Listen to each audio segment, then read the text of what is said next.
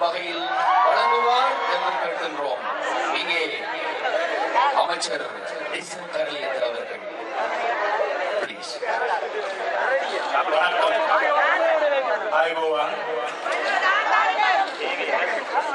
தமிழ் பாஷாවෙන් කතා කරන්න බැරි වීම ගැන මම කනගාටු වෙනවා. පොඩ දැන් භාෂාව අධ්‍යයනය කරමින් ඉන්නවා. நான் அனைவருக்கும் வணக்கங்களை தெரிவித்து தமிழின் பேச முடியாமைக்கு தனது வருத்தங்களை தெரிவிக்கின்றார். අහම්බෙන් හරි මේ අවස්ථාවට සහභාගී ලැබිච්ච එක ගැන ලං වෙලා ඉන්නවා. இப்போது நாங்கள் மீண்டும் இணைந்திருக்கின்றோம். අපි ඈඩ් කරන්න උත්සාහ කරේ මේ රටේ එනේ ජාත්‍යන්තරේ තමයි අපි ඈඩ් කරන්න ඕන වෙලා තියෙන්නේ. உண்மையில் எங்களை பிரித்து வைத்தது இந்த நாட்டு மக்கள் அல்ல, வெளிநாட்டவர்கள். வெளிநாட்டு சக்தியினால் தான் நாங்கள் பிரிந்திருந்தோம். මම ඉස්සෙල්ලම යාපනයට ආවේ වයස අවුරුදු 3 තමයි මම ඉස්සෙල්ලම යාපනයට ආවේ. நான் முதலில் யாழ்ப்பாணத்துக்கு எனது 3 வயதில் வருகை தந்திருந்தேன். වයස අවුරුදු 10 දී ඉස්කෝලේ නිවාඩුවට කුඩිකාමවල සුමාන දෙකක් ගත කරා. எனது 10 வயதில் கோடிகாமத்தில் எனது பாடசாலை விடுமுறையை நான் 2 வாரங்கள் கழித்திருக்கின்றேன். 98 යුද්ධය තියන කාලේ යාපනයේ ඉන්න කට්ටිය බය වෙච්චි මම ගුවනින් ඇවිල්ලා ඒදුරු තුඩියේ මරණ උසාවිය ඒදුරු තුඩියේ බැංකුව විවෘත කරලා ගියේ මම. ஆம், யுத்த காலத்தில் 98ஆம் ஆண்டு யாரும் வர பயப்படும் யாழ்ப்பாணத்துக்கு தான் வந்து பருத்தித்துறையில் ஒரு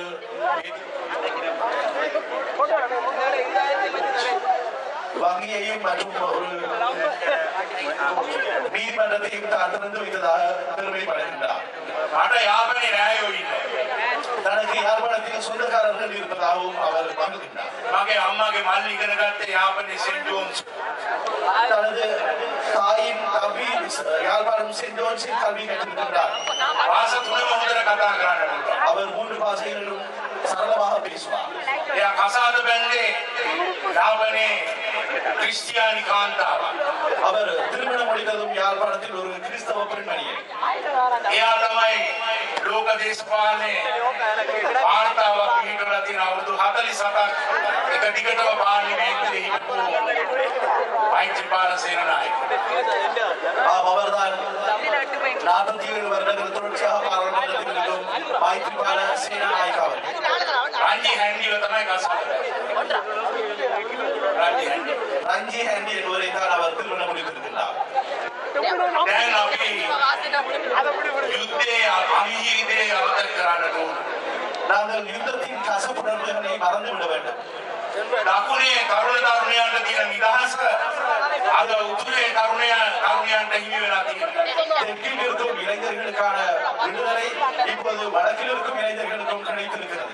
ඒ නිසා අද අපි ස්තුතිවන්ත වෙනවා සංවිධාන කමිටුවට උතුරේ තරුණ තරුණයන්ගේ හැකියාවන් දක්ෂතාවයන් පෙන්වන්නට අද වේදිකාවක් හදලා දීලා තියෙනවා. இதனால் இந்த ஏற்பாட்டாளர்களுக்கு தனது நன்றியை தெரிவித்துக் கொள்கிறார். இங்கிருக்கும் இளைஞர்களது திறமைகளை வெளிக்கொள்வதற்கு ஒரு களம் அமைத்து கொடுப்பதற்காக. යාපනයේ තරුණ තරුණයන්ට තව අවස්ථාවක් තියෙනවා. මේ සෙවල් මහත්මයා මගේ මිත්‍රයා කැලමාර කාඩ කියලා චිත්‍රපටයක් හදනවා. ඒකේ වැඩ කටයුතු නිම වෙමින් පවතිනවා. තව තරුණ තරුණයන්ට අවස්ථාවක් තිබෙනවා ඒ චිත්‍රපටයේ රංගපෑමට.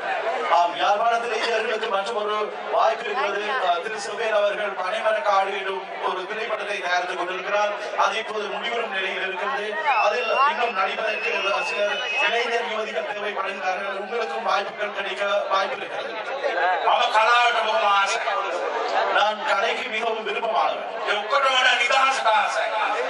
அவை அனைத்தையும் விட விடுதலைக்கு மிகவும் விருப்பமானவன். මම ඉස්සර ආයුර්වේද அமைச்சர். நான் அவர் முன்னைய ஆயுர்வேத அமைச்சர்.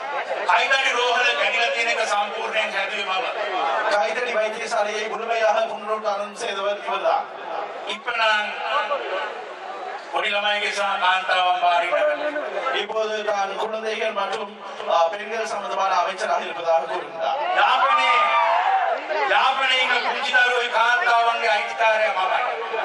யாழ்ப்பாணத்தில் இருக்கும் சிறு குழந்தைகள் மற்றும் பெண்களுக்கான பொறுப்புதாரி தான் என்கிறார். කුංචිදාරෝ කාන්තාවන්ට වෙන හිංසනයන් සහ අපචාරයන් අපි නීති ගේන්න බලාපොරොත්තු වෙනවා.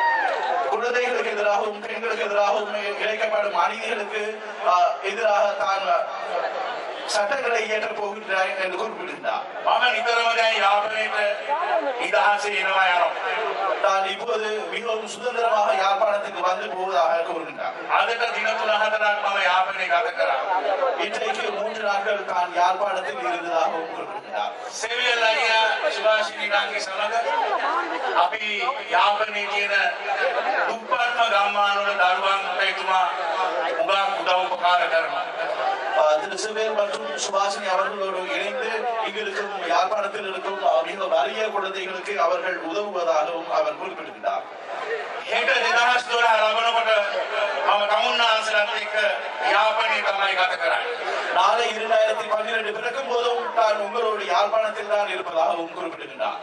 මේ අවස්ථාව ලබා දීම ගැන මම ස්තුතිවන්ත වෙනවා උගරායියට සිවල්ලානිට සංවිධාන කමිටුවට. இந்த வாய்ப்பை வழங்கியமைக்காக திரு குருநாதன் அவர்களுக்கும் திரு சிவேல் அவர்களுக்கும் இந்த ஏற்பாட்டு குழுவுக்கும் தனது நன்றிகளை தெரிவித்துக் கொண்டார். දයා මාස්ටර් මම දැක්කේ පත්තරේනු ටීවී එකේ විතරයි. தயா மாஸ்டரை தான் கண்டது பத்திரிகைகளிலும் தொலைக்காட்சியிலும் மட்டும்தான். අද මට දයා මාස්ටර් එක කතා කරන්න අවස්ථාවක් හම්බුණා. இன்று தனக்கு தயா மாஸ்டரோடு பேசும் ஒரு சந்தர்ப்பம் கிடைத்தது என்று கூறுகிறார். එහෙමනම් ඔබගේ වටිනා කාලය මම ගන්නෙ නැහැ. ඊට වඩා உங்களது பெருமதியான நேரத்தை விட நீக்காமல்